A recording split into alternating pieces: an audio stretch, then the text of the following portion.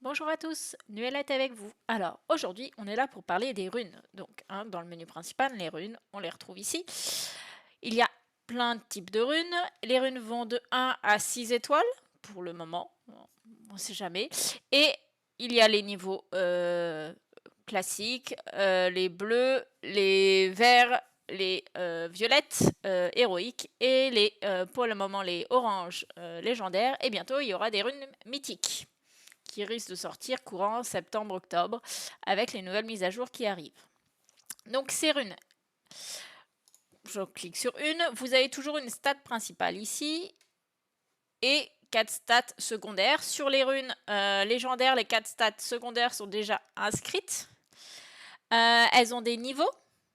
Alors ici, donc niveau S et S2, c'est-à-dire que quand j'ai augmenté ma rune, elle a pris un niveau d'augmentation. Normalement, de base, elle est à S1. La S3, donc, il a pris 3 niveaux d'augmentation, c'était pas le meilleur pour cette rune. Et la S2 en PV1 et B1 en attaque, donc c'est un niveau B. Et elle n'a pas pris d'augmentation quand j'ai augmenté ma rune. Voilà, donc, alors, pour parler de cette propriété principale, ici j'ai la rune du slot 1, celle qui est en haut, sur la roue de la rune, celle-là. Cette rune est toujours en attaque, pas en pourcentage, mais en chiffre. Alors on dit flat en anglais, en français, bah, franchement j'ai pas le mot, parce que je l'utilise jamais, et j'arrive pas à le sortir. Donc, c'est pas en pourcentage, c'est vraiment du chiffre pur. Et donc c'est de l'attaque. Ça c'est pour la rune A, ça sera toujours de l'attaque. Donc celle-là, de toute façon, quelles que soient vos runes, ça changera pas. Donc il faut vraiment faire attention à vos runes secondaires, aux stats secondaires que vous voulez. Les pourcentages sont généralement des très bonnes stats à avoir. Sur la rune 2, par contre, c'est différent. La rune 2, eh ben, ça va changer. Ici, on peut avoir des PV, par exemple. On peut avoir de la défense. On peut avoir des PV en pourcentage. On peut avoir de la vitesse d'attaque. L'attaque en pourcent. Et alors, il y a aussi du cooldown. Alors, est-ce que j'en trouve une? De la défense en pourcentage. Voilà, donc la vitesse d'attaque. De l'attaque en flat, mais ce qui ne nous intéresse pas. Voilà, donc vous voyez, hop, j'ai pas recherché si j'avais d'autres runes. Mais souvent, les runes, de toute façon, qui ont de la précision des effets et de la résistance aux effets en pourcentage, on ne les utilise pas. Ce qui est conseillé, c'est les pourcents PV, les pourcents def et les pourcents attaque qu'on peut retrouver ici. Suivant si vous faites un DPS, un support ou un tank.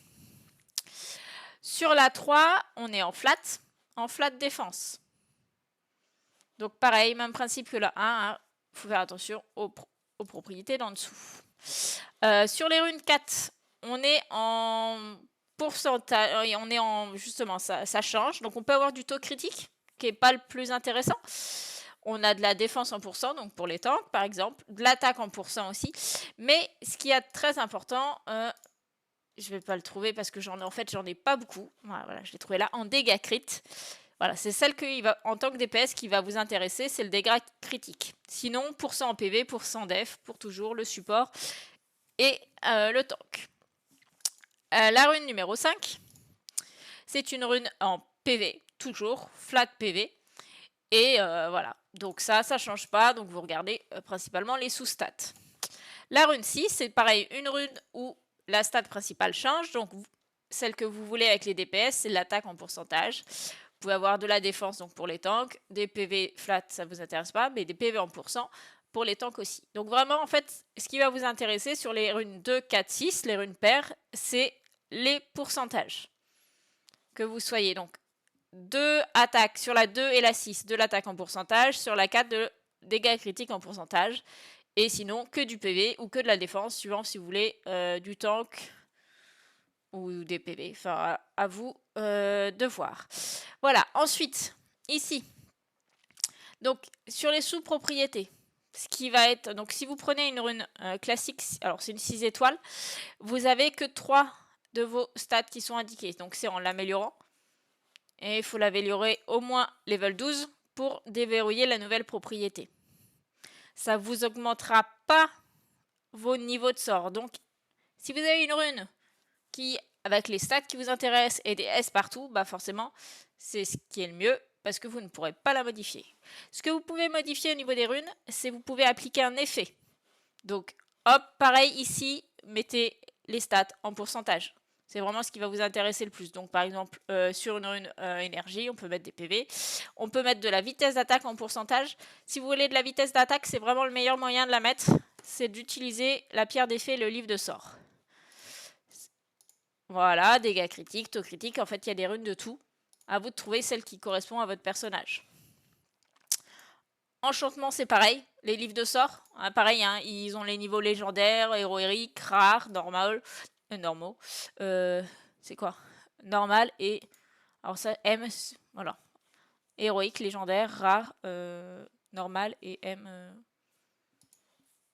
là, j'ai pas le mot pour ce que ça signifie. Donc, les livres de sorts. Vous n'avez pas forcément besoin de crafter des bons livres ou quoi que ce soit, ou même des gros...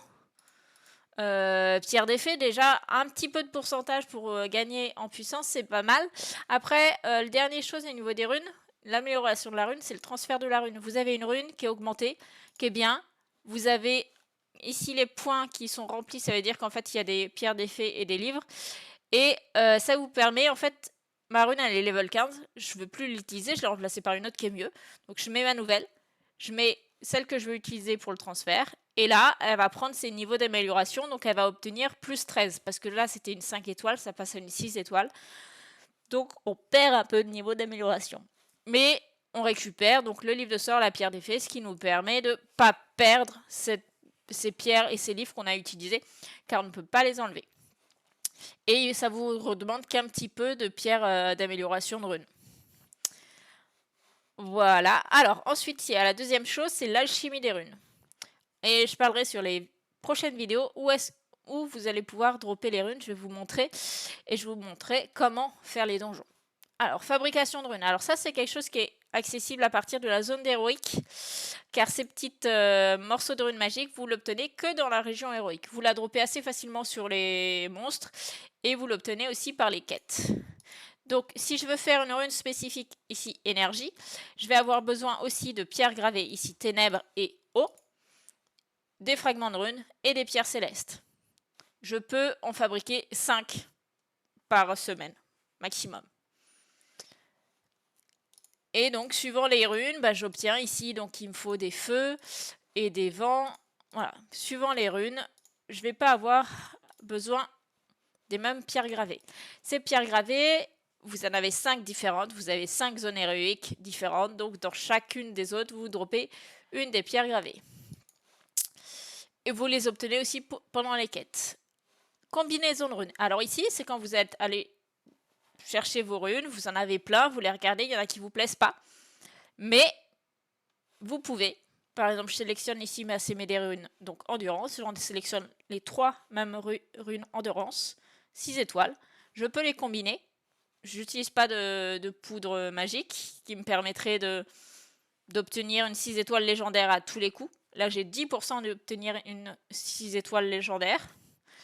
Et comme quand vous droppez, vous en droppez plein, et vous en avez quand même une de temps en temps.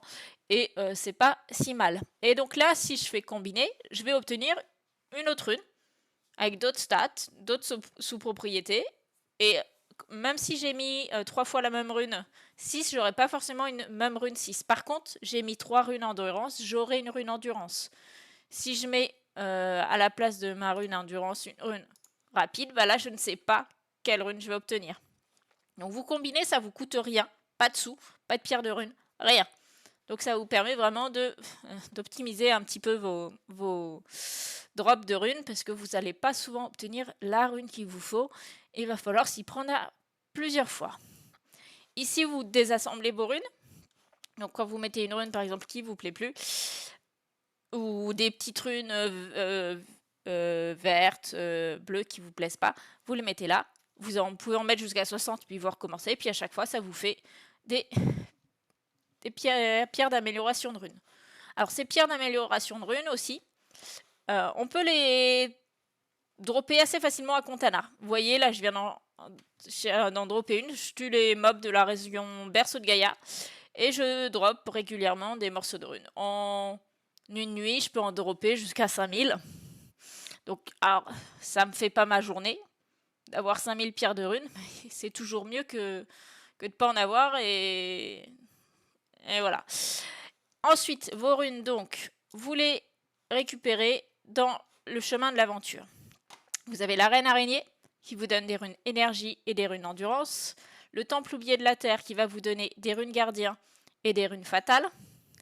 Celui-là qui va être très important, le grotte des glandes lacrymales qui vous donne des runes lame et des runes rage, qui vont être les 2 runes que vous allez voir mettre sur presque tous vos DBS. Pas tous, mais presque. Lui, laboratoire de la folie, comme vous voyez, je suis pas au niveau difficile. Et parce que toutes ces runes, elles m'intéressent pas du tout. Et elles intéressent très très peu. Donc rune vampire, rune de focus et rune de rassemblement. Après, bien sûr, forcément, faire le donjon pour récupérer les objets en plus, vous en allez avoir besoin pour crafter du stuff. Grotte de lave. Alors, moi, ça m'intéresse parce que j'ai les runes rapides. J'en ai besoin pour une de mes DPS. Runes de prémonition, elles sont utilisées de temps en temps pour les supports. Et les runes de désespoir, non. Elles sont peu utilisées. Et dernière, t'as le grand temple d'ébène qui vous permet de récupérer des runes destruction qui sont aussi parfois utiles. Et des runes de protection. Voilà pour tous les donjons. Donc je vous ferai ensuite une petite vidéo pour vous proposer une team des runes sur des personnages qui vont vous permettre de finir ces donjons en mode difficile. Alors pourquoi le mode difficile? Parce que le mode difficile vous permet de dropper les runes 6 étoiles. Avant, vous droppez des 5 étoiles. Il faut, pour les 5 étoiles légendaires, il faut faire au moins le niveau 12. Voilà. Et donc après, l'étape d'après, c'est le difficile niveau 1. Voilà, donc j'espère que ça peut vous aider pour vos runes, pour comprendre un peu mieux comment ça fonctionne. Et bonne journée!